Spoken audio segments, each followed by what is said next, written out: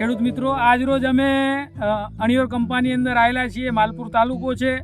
અહીંયા એક ખૂબ જ પ્રગતિશીલ ખેડૂત છે અમારી સાથે, જેમને છેલ્લા 2 વર્ષથી ટપક સિંચાઈ પદ્ધતિ વસાવેલી છે અને એના ખેતર ઉપર અમે આજે આવ્યા છીએ. તો એમના જ અનુભવો ટપક વિશેના લઈએ. તો હું તમને વિનંતી કરીશ કે આપના વિશે પેલી માહિતી આપો અને પછી ટપક વિશે પણ માહિતી આપો. નમસ્કાર મિત્રો, મારું નામ તરુણ પટેલ, અણિયોર કંપા મારું ગામ, તાલુકો મારો માલપુર લાગે છે. 2 વર્ષથી મેં ટપક પદ્ધતિ કરી છે GGRC દ્વારા પ્રમાણિત. સારું ઉત્પાદનમાં જુઓ કે પછી પાણીની બચત જુઓ કે પછી સમયની બચત જુઓ, બધી રીતે સારું છે. હા તરુણભાઈ, તો હવે જે તમે ટપક નથી કરી અથવા તો ટપક લીધી, એના પહેલા કયા કયા પાક કરતા હતા? એના પહેલાં તો ચણા છે, ઘઉં છે, મકાઈ છે, એ બધું વાવેતર કરતા. પણ એ વખતે મજા નહોતી આવતી, પાણી તોય ઓછું પડતું હતું એમ છૂટા પાણીમાં. બરાબર છે. છૂટા પાણીથી તમારે પિયત પહોંચી નતું વળતું બધી જગ્યા ઉપર. હા, જ્યારે ટપક કરી એટલે દરેક જગ્યાએ તમારે પાણી પહોંચી જાય છે. તો એ પહેલામાં પહેલો ફાયદો તમારે પાણીની બચત થઈ અને વધુ વિસ્તારની અંદર તમે વાવેતર હા, કરી કોઈ શક્યા. બી ખૂણામાં સરખું જ પાણી પડે, બધું સારું છે આનામાં.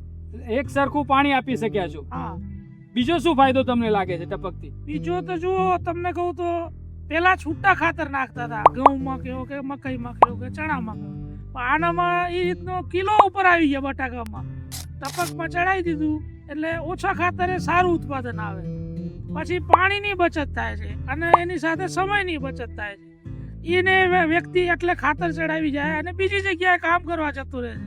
બધું સારું છે, તો ઓછા સમયની અંદર તમારે સારું એવું પ્રોડક્શન પણ તમે મેળવી શકો છો. મેળવી શકો છો. એટલે ખૂબ સારી બાબત છે. આજે આપણે જોઈએ છે કે તમે આ એક છોડ આપણે ઉપાડ્યો છે, તો એની અંદર લગભગ બટાકા તમારા કેટલા દિવસના થયા છે? 75 દિવસના. તો 75 દિવસના બટાકા છે. લગભગ 45 mm ઉપરના લગભગ 8 નંગ આપણને જોઈ રહ્યા છે. લગભગ 10-12 નંગ આની અંદર લાગેલા છે. એટલે એવરેજ મારા ખ્યાલથી 8 થી 10 નંગ તો તમારે પેર આની અંદર છે.